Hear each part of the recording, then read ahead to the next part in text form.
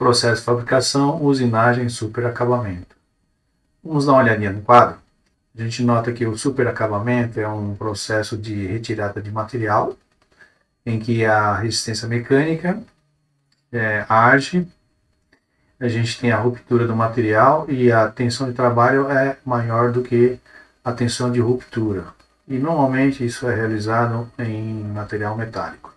Processo que visa a correção de superfícies de peças que foram retificadas e apresentam alguns defeitos como riscos, picos, estrias oriundos dos grãos abrasivos e também facetas devido aos efeitos de vibrações. Então, visa a correção dessas imperfeições. Vamos dar uma olhadinha no vídeo, um exemplo de processo de superacabamento. A gente tem uma peça fixa numa placa, é realizado um torneamento e depois o processo de superacabamento. Esse é um exemplo. Então, a gente notou que no superacabamento é um processo abrasivo, gera uma quantidade relativamente grande de calor durante esse processo, e para isso devem ser utilizados fluidos refrigerantes, que normalmente são compostos por 80% de querosene e 20% de óleo.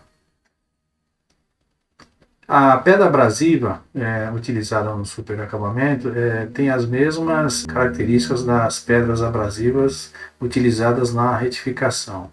Para tanto, dê uma olhada no vídeo que fala sobre o processo de retificação, que está nesse canal.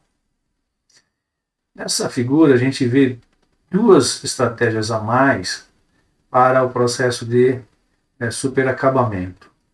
A gente tem aqui nesse lado esquerdo da figura uma estratégia em que existe um dispositivo pressionador que vai fazer a pressão da fita contra a peça. E do lado direito sem a presença do pressionador. Nesse processo existe uma pressão de trabalho entre peça e fita. E essa pressão de trabalho a gente tem aqui de 1 kg por centímetro quadrado a 5 kg por centímetro quadrado. Vamos dar uma olhada nesse vídeo, a animação das duas estratégias anteriores. A primeira com o pressionador, aí a fita é pressionada contra a peça, e a refrigeração. E a gente tem a primeira estratégia de superacabamento, uma peça maior. Uma peça menor, o pressionador não atua, para evitar alguma deflexão na peça. Então a gente vai fazer um comparativo da superfície de acabamento, uma peça que foi retificada e num processo em que a peça sofreu o superacabamento. A gente nota aqui que na retificação ainda existem muitos picos e o processo de superacabamento visa a eliminação desses picos, melhorando o acabamento da peça. E aqui um comparativo entre o superacabamento e o polimento. E a gente nota que no polimento o acabamento superficial da peça é bem melhor que o superacabamento. Então a gente tem aqui embaixo alguns dados de material retirado, né? A gente tem aqui no superacabamento, pode ser de 0,25 a 2,5 microns. A rugosidade está entre 0,0125 microns a 0,8 microns. São processos que oferecem um acabamento muito importante na peça. A gente tem nesse slide uma representação básica das forças que atuam no processo de superacabamento. Então a gente tem aqui a força normal, aplicada na pedra, velocidade longitudinal, velocidade angular e ângulo de contato em pedra, entre a pedra abrasiva e a peça.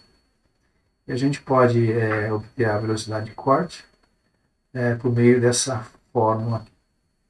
Então essas são as grandezas básicas aí do processo de superacabamento. Um exemplo de aplicação do processo de superacabamento é na usinagem de colos de mancais de um virabrequim. Então, como esse essa peça vai estar trabalhando numa alta rotação e gera uma vibração, então é importante que na montagem desse virabrequim seja bem justa essa montagem para reduzir ao máximo essa vibração. Com isso, a peça tende a trabalhar com milhares e milhares de rotações sem ocasionar dano na peça. Grato pela visualização.